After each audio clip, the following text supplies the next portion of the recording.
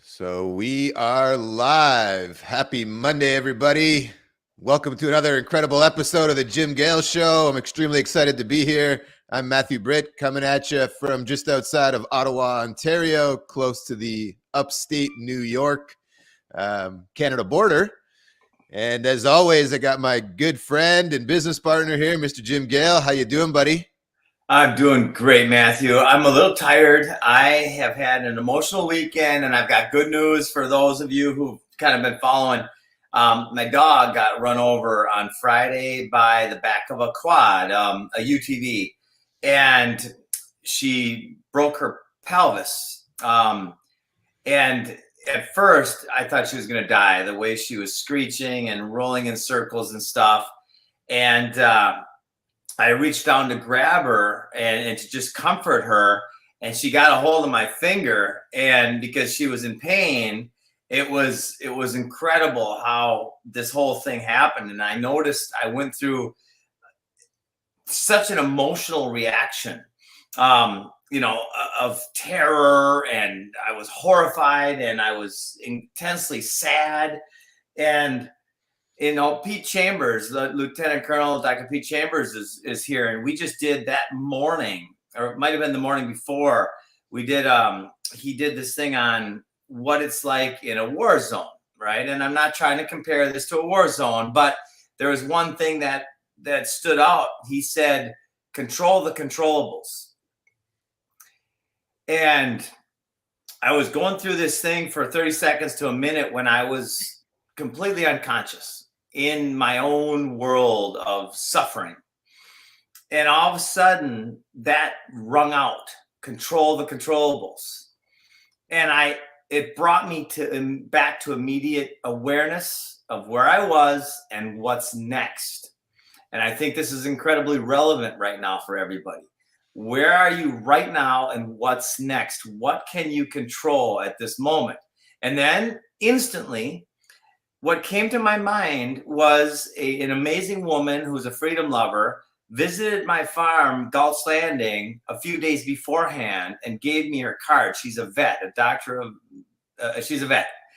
And I was like, oh, and I literally reached in, there was her card. I called her up, got Lily there. Everything's fine. And Lily's back on the healing path and all that stuff. But anyway, I'm tired because I haven't slept very much. I've been sleeping with Lily to comfort her because she whines if I'm not there. Anyway, so if I'm a little bit groggy, that's why. Well, those emotional things do take a big toll on you. They really do. There's a lot of emotion around that. And they are. And it's love. It's really, it's all about love. Mm-hmm. And so I'm not looking at this experience as it's not a painful experience. It's an experience of deep love. Right? And we can transmute any experience into that, because that's the foundation of everything. Yeah. And with that in mind, I'm so glad that we're chatting with Stephanie Jones today, because there's a lot of love here and a lot of things we could do to help with Stephanie and to stand by Stephanie to protect her family farm. Mm-hmm. So Stephanie, thank you for being on the show today. And for having me. And yeah, can you share with us a little bit about what's happening there with your farm? Yeah, so my family and my husband and I own 20 acres and just outside of Savannah, Georgia. And we decided we wanted to bring the extended family into our farm as well.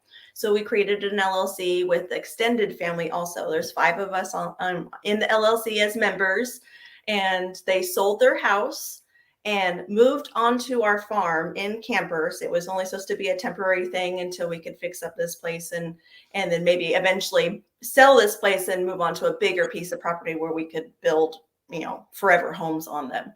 So the family sold their home. They moved onto our property in campers. We had 4 campers sitting here. Well, someone complained, and the county contacted us and told us that we were not allowed to have campers on our own land and that we had to move them, and we had 30 days to move them. So that was, I got the phone call December 8th. So they gave us a courtesy call prior to this, we've been, getting our permits like we were supposed to do. We have our business license. We've been doing all the things that the county want. And we even looked up the rules and the regulations, and we could not find any pertaining to campers. And so we went ahead with our plan, not knowing that there was this ordinance out there saying that we could not do this. So we weren't intentionally trying to break their rules, but that was the end result. So You were simply living. Yes. We just wanted to do this farm together as a family. And now the county has told us that we are not allowed to do that. What's crazy to me is that not only do they tell us that we had 30 days to remove or to move out of the campers, but they had to be closed up. So the slides had to be closed. They had to be disconnected from the power, and they had to be moved specifically behind our house. Well, that's where the farm is. Beyond where we farm currently is all wetlands. So where are we supposed to put these campers? So they're also dictating where we can place them and store them.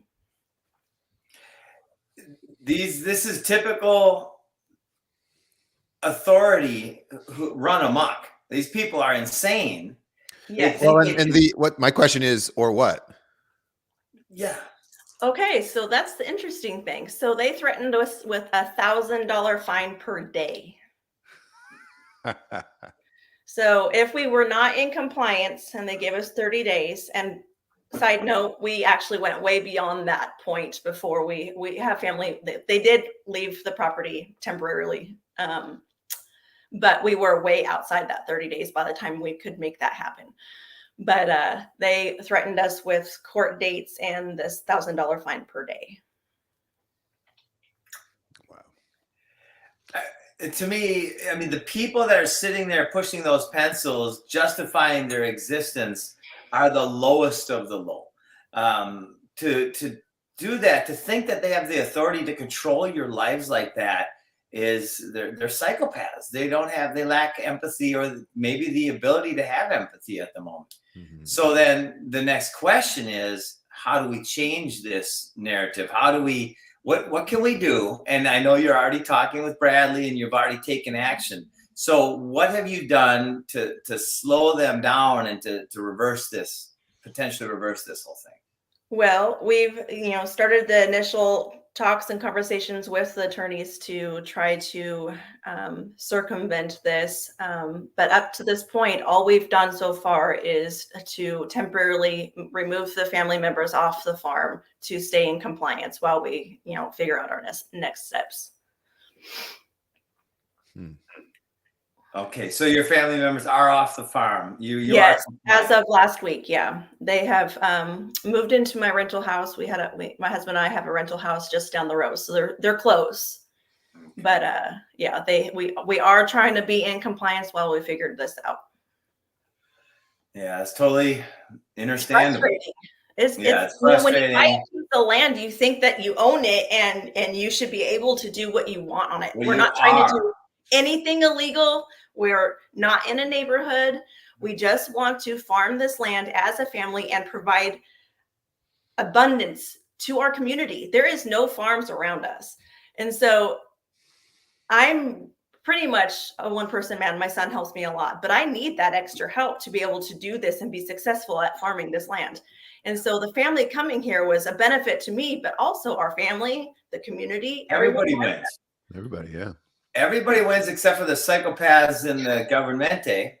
And so, so we have a similar situation on our land in which we're doing things that the government has not allowed us to do. And we're going to stand very, very firm and call them out by name. In fact, this is where I was going. Who are the people, the individuals that are threatening you and causing you distress and harm? Well, I don't even know, because it's the gal that sent the letter. I went in there in person to try to talk to her, but she's only a part-time gal that works in the office. And so we have this vague court date hanging over our heads, but we don't really even know who's like standing behind this thing. So I don't even know their names of who is pushing this agenda. I don't know who wrote the ordinance. I don't know who started it. I don't know who. I would start with the letter. And this is not my expertise. I want everybody out there listening to know that I am not an expert in this type of situation at all. But my personal response, being not an expert, would be to reach out to that individual who's sending you a threatening letter that's changing your life and saying, you are harming us. You are causing us harm. And we are going to go after you individually and personally in a lawful way for the harm you're causing. And that person sitting behind the desk is going to read that letter, and she's going to then tell her bosses, Right. I'm not sending no more letters like that. And then, because my point is to get to the individuals when they're standing behind a shield of belief system where because they are allowed by governmente to do harm. That's what the SS did to the Nazis. To the Jews, they killed because they were standing behind something else. That's what this happens all the time throughout history. I'm going to call them out as individuals. And so they cannot be hidden behind the cloak anymore. Yeah, serving them notice personally. Yes, it's a good idea. We will do that for sure. And I just pulled up your farm location. You don't even have any neighbors around you. Like, why? No. Anybody? We can see one house, a partial one house across the street from us. Yeah. They're set back a ways, but we don't really have a whole lot of neighbors. No, not even close. There's streets separating everybody from you. Yes. So we are completely and totally by ourselves. We're not in a neighborhood. We don't have close neighbors. We're not bugging anybody. Unbelievable. You're doing no harm. Well, how can we support? First of all, I meant to go and grab, I'm using your products now, and I absolutely love them. So one way that anybody listening could support, can you tell us a little bit about your products? I see some behind you there, the soaps. Yes, I'm actually in our little farm stand right now. We're almost done with construction. We're almost done. We've sunk every penny into building this farm. All of our savings and any money we make, we put right back into the farm. So we're working hard to build something. So behind me is actually our soap. We have about 40 varieties of handcrafted soap. The varieties change every so often. They are really high-end oils and butters, so they're meant to be used, even though they're beautiful. Let's see. So this one, oatmeal, milk, and honey. It's got local honey. Actually, the honey is from a beekeeper who keeps his bees here on our farm. So we try to support the local businesses as well. And then the goat milk is from a little farm that is the next town over. So we're using their goat milk. We just got goats, actually. So we have dairy goats that are babies. We're bottle feeding right now, and they are our future milk, our dairy milk. So eventually, these will all be goat milk soaps. And what else? We have our own herbal tea line. We have 4 varieties of herbal tea. We grow most of the herbs here on our farm. And we do other things too. We grow moringa and we process it into powder. I just actually this morning started 200 seedlings. So we'll be having little seedlings available for people who come to the farm. They can buy moringa starts also. That's awesome. So you're turning your fiat, which was turned into fiat in 1971. I think it's called Bretton Woods under Nixon. A store of value, which was the U.S. dollar, which was backed by gold, which then became fiat, which means it's not backed by anything but confidence by government, right? You're turning that junk, which is going down fast, into real assets. And then the government, on the other hand, is coming over this way and saying, well, wait a minute, we control your other real asset, which is your real property. Not real. I think that all came from Royal. There's some crazy stuff there that I'm still learning. But the bottom line is, this is your land. You own it. And we want to spread the word to everybody out there listening. It is time. We must stand up against this property tax, slave tax. We are either going to comply with slavery or we're not. And I'm just so thankful, Stephanie, that you've reached out to some of the right people and you're taking steps to not comply with this tyranny. Yes. It's scary though too, because there's not a lot of people that are willing to stand up and fight for what they believe in. And yeah, I really hope that we can make some changes. Now's the time, everybody. It's time to stand up. Yeah, it absolutely Yes. is. Thankfully, there are resources that exist. Thankfully, there are real people who have done the real work and figured out what is lawful, what is legal, and understanding those differences. And they're effective at communicating it. They know how to properly serve the individual as private people, how to help you operate as law of mankind, right? As a man or a woman, and which is above government. Truthfully, if we think about God, it's God and then man and woman. And then we created the ideas of government, which have then built these other many layers of also fictitious names, including police, policy enforcers, and right, judges and lawyers and all those things. So there's ways for you to avoid a lot of this stuff, and we're very thankful that we have some of those connections and are able to connect you to those people. Yes, I really appreciate those connections too. Yeah. So what else do you guys do at your farm? Just so all the audience knows here. Well, we are working on, so we have it's about a half an acre, maybe just less than a half acre. So they're 100-foot rows, and we do annual crops as well as our herbal tea line and our soap. But I'm actually starting to get into teaching classes. So I just finished this past fall doing my very first class. I taught a wild foraging class, so wild, edible weeds. And so I'm still learning to teach classes and do that stuff, but I would love to be able to teach a soap class and butchering class and all of these different things, gardening classes. Last year we did a homeschool co-op here on the farm. I started this little group that we met on Fridays, and I taught homeschool kids how to garden. We did worm compost bins and all kinds of cool stuff. So I'd like to get that back going here soon. We didn't do it this year, but we might start doing it here in the spring. It's pretty fun. Beautiful. That's fantastic. That's stuff everybody needs to know. It's a Freedom Farm Academy in the making. Yeah. Yes, I really hope to one day have a Freedom Farm Academy right here on our farm. That would be so awesome. Yeah, I was going to ask, are you still looking to raise some money for that? I saw on your website you had the investment opportunity in your blog section. Yes, we are definitely looking for investors to help with that process and to grow food for the community. And we've got about 5 acres of cleared land. So we're just waiting. We're ready to go. We just hope to work with some other people and get this thing going. Do you want to share what you're looking for from an investment standpoint, like how much money you're looking for? And well, we were thinking 10 different investors at $10,000 each would get us roughly $100,000. And I think that $100,000 would get us all of the infrastructure needed, have the food forest designed, have all of the mechanics and all the different working parts of it. I think that if we could just get 10 investors, we could get this thing done. Or one for $100K.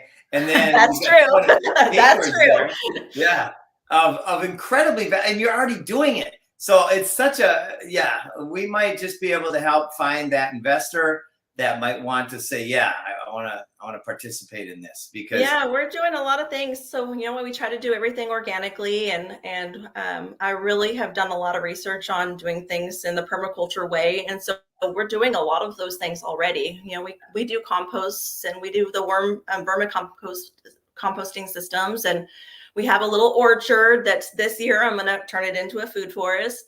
Last year, I turned my front yard into a food forest. So we're down to, one complete year of our baby food forest in the front yard. So there's no lawn there.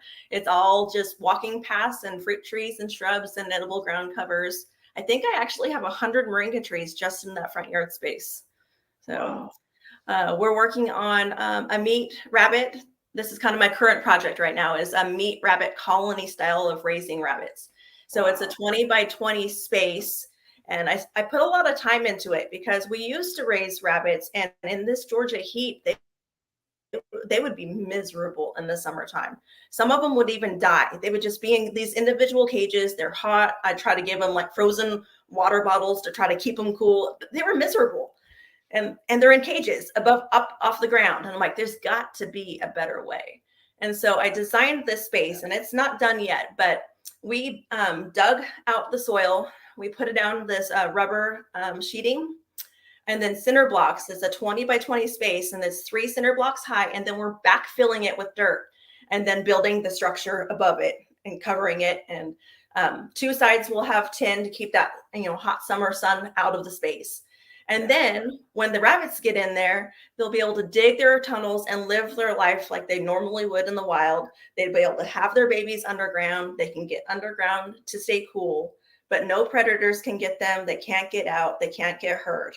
And so I am super excited about this project because we're almost done. We're about ready to put the roof on it. So it's pretty exciting. Oh, please send, as you're doing that, detail it through video, because that's fantastic. Rabbits provide a ton of functions as well. Of course, their manure is great it's actually better than a lot of stuff for immediate use on gardens. Yes, rabbit manure is one of the only manures. I think alpaca as well. I think those are the only 2 that you can actually put into your garden space without having to compost it first. It's not considered a nitrogen hot compost or a manure. So yeah, you can put it right into your garden. And that's actually why I got into rabbits in the first place, is I wanted the manure for my gardens. Yeah. And so now I'm trying to stack those functions. So meat rabbits, use the manure. But also those moringas I was talking about in the front yard, those 100 moringa trees, I've been doing a lot of research about moringa and how it can be rabbit fodder. So now I can feed my rabbits without commercial rabbit feed, close that loop, and be able to feed my rabbits off the farm and have essentially free meat coming in every single month.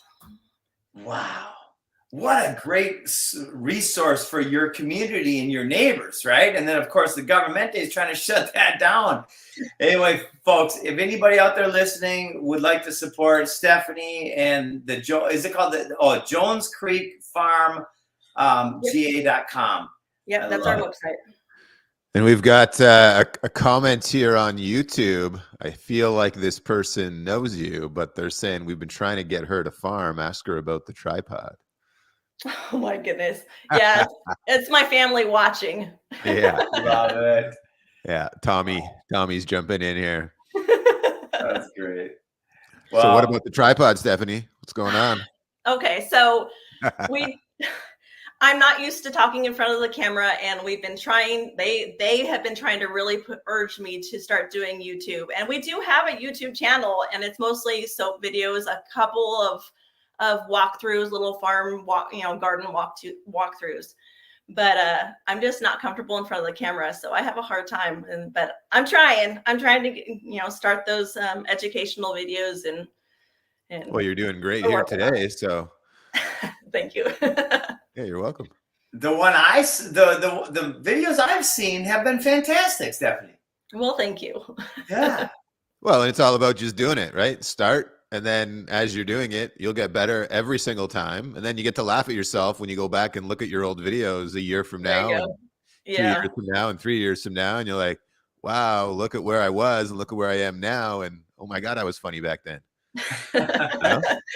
Yeah.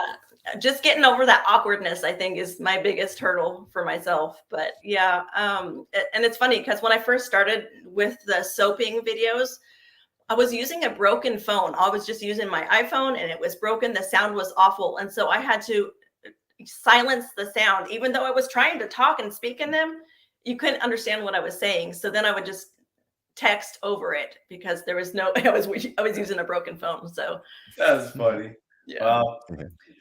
Well, keep fighting the good fight. Keep us informed on how it's going against that whole insanity as well. And then, we'll just keep collaborating. We'll find ways, we'll design ways in where we can, collaborate with each other and cooperate and support. And this is how we come together and change the world, create communities, and we stand up together. Together's everything. If we do it together, we win. And we're stronger together. Yeah. Infinitely. Yeah. Do we have the email of the person who's sending out these messages to you as well? We can get our audience to start. Hey, back off. Let them grow their own food. Let them have people living on the property. I don't have that information in front of me, but I'll get it for you. All right. Well, anything else you want to add before we wrap up for today? I don't think so. No. Other than Jim, you have been an inspiration. I love what you're doing, and I think you're doing an awesome job. And I hope and pray that I can continue to be a part of your movement. It's amazing. You sure are, Stephanie. Sure. You and your family. Big hug to all of y'all. And come visit us when you're in Orlando. I'd love to show you around Galt's. And when I'm up in your neck of the woods, I'd love to see your farm. Sure, I'd love to have you. Awesome. Thanks for Thank you. Yeah, thank you so much for joining us today, Stephanie. We really appreciate it, making time, short notice, and glad we could get this message out to everybody. And we are confident that something great will come of this for you, right? It'll be a little bit of a learning opportunity, and there'll be goodness that flows from this afterwards, and you'll be stronger and better for it. Your farm's going to get a big win for it. You're going to get some extra publicity by standing up to the county, I think, is also going to be an additional residual benefit. And overall, you're proving to people why it's so important to stand your ground on things you believe in, and fighting for your family and for what you are intending to do for your community. So good job. Thank you. You're very welcome. Well, thank you everybody for tuning into the show. Again, as always, we really appreciate you taking time out of your lives to hop on here, listen, learn. And if you find this stuff valuable, please share it. Leave us some comments, share with others. We're always looking to make a positive impact in the lives of other people. And the best way we can is by you helping us spread the word. So again, thank you very much. I couldn't agree more. And there's one thing that just popped into my heart, and I feel like sharing it as well. Many, many people have sent love and loving energy and healing thoughts to my dog. And I went in this morning to have surgery, and the doctor said, "Oh, I just relooked at the x-rays and she doesn't need surgery. Just bring her home and treat her well, and she'll be fine." Thank you all. Amazing. I love you. Wow. As we said earlier, the dog's got a great mindset about her. Yeah. All right. Ciao, everybody. Thanks, everybody. Bye-bye. Bye. Bye, Stephanie. Bye. Hey, everyone. Thank you for tuning in today for another episode of the show. We'll be back again this week with some more, and we'll wrap up by playing a couple quick ads and send you on your way. At Weston A. Price Foundation, we're dedicated to restoring nutrient-dense, farm-fresh foods to the human diet. We look to ancient food and health practices for clues on how to live our healthiest, most vibrant lives today. Join the mission and check out our exclusive membership details at westonaprice.org. As a member, you'll receive our quarterly journal on wise traditions in food, farming, and the healing arts, our annual shopping guide, monthly access to private Q&A sessions with experts, consultations on state laws, regulations, and policies, including food freedom legislation, and so much more. Weston A. Price Foundation. Let's return to wise, traditional foods.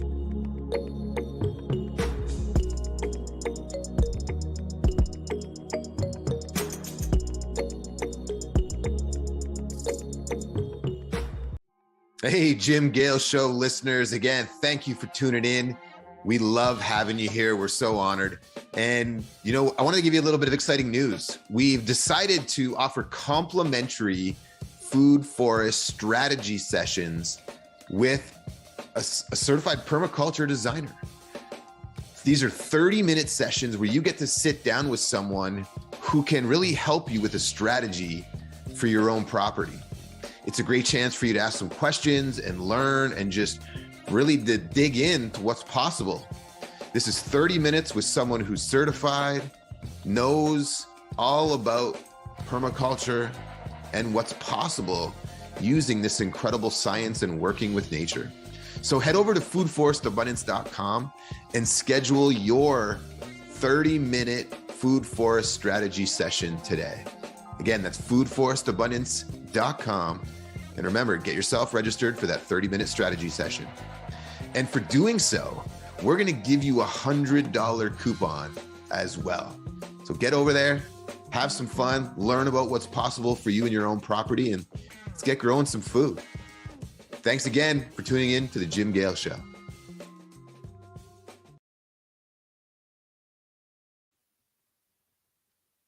All right, everyone. Thanks again for joining us.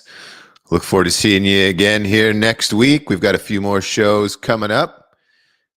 One specifically will be Thursday, and then I expect we'll probably have one or two more throughout the week. So wishing everybody a great day. Look forward to seeing you again soon. Bye-bye.